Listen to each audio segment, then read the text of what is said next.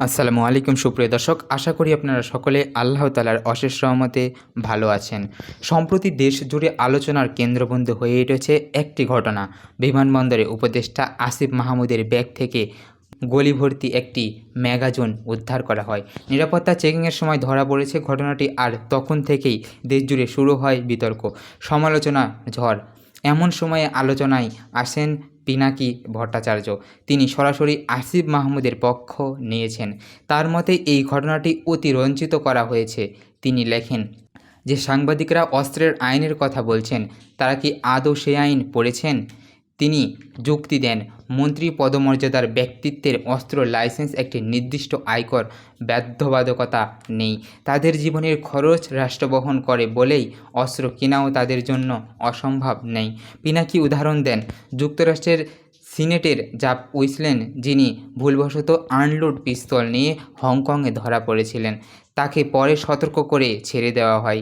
তার মতে আসিফ মাহমুদ যদি বিদেশে ধরা পড়তেন, তবে বড়জোর দূতাবাস জিম্মায় ছড়িয়ে আনত, তাহলে এত হইচইয়ের কারণ কি? এয়ারপোর্টের সিসিটিভি ফুটেজ ফাঁস হওয়া নিয়েও তিনি প্রশ্ন তোলেন। ফুটেজের যদি নিরাপত্তা না থাকে, তবে রাষ্ট্রের নিরাপত্তা কি আদৌ থাকে? পিনাকি আরও বলেন, যদি হাসিনা সরকারের একজন মন্ত্রী এমন ভুল করেন, তখন কেউ সিসিটিভির ফাঁস করতো না। কিন্তু এখন যারা ইউনূসকে সমর্থন করছে, তারা এই সরকারকে শত্রু মনে করছে বলেই এসব ফাঁস করছে। এটা নাকি একটা রাজনৈতিক হোস্টাইল আচরণ। তিনি বলেন, এরকম শত্রুভাবাপন্ন পুলিশ প্রশাসনকে নিয়ে প্রফেসর ইউনূস কীভাবে দেশ চালাবেন?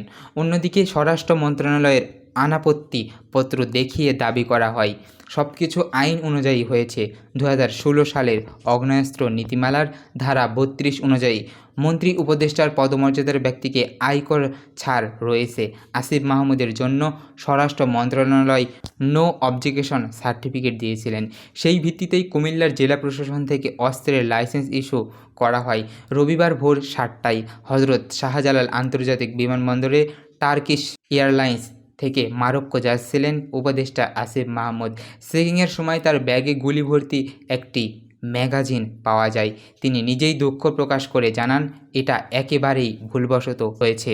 পরপরই আইনশৃঙ্খলা কমিটি বৈঠকে স্বরাষ্ট্র উপদেষ্টা লেফটেন্যান্ট জেনারেল জাহাঙ্গীর আলম চৌধুরী বলেন, এটা ভুলবশত হয়েছে, কিন্তু বিষয়টি গুরুত্ব দিয়ে দেখা হবে।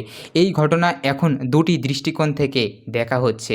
একটি হলো একজন দায়িত্বশীল ব্যক্তির অনিচ্ছাকৃত ভুল, একটি সম্পর্কতার বিষয়ে রাজনৈতিক বিতর্ক তৈরির সুযোগ। আপনার কাছে প্রশ্ন রইল, আপনার মতে এটি নিছকই ভুল, নাকি এর পিছনে রয়েছে গভীর কোনো উদ্দেশ্য? আপনার মতামত আমাদের কমেন্টে জানাতে একদমই ভুলবেন না। প্রিয় দর্শক, আজকে এ পর্যন্তই। আপনার সাথে দেখা হবে আরও একটি নতুন ভিডিওতে, আরও একটি নতুন তথ্য নিয়ে। ততক্ষণ পর্যন্ত সকলে ভালো এবং সুস্থ থাকবেন। আজকে এখানেই বিদায় নিচ্ছি।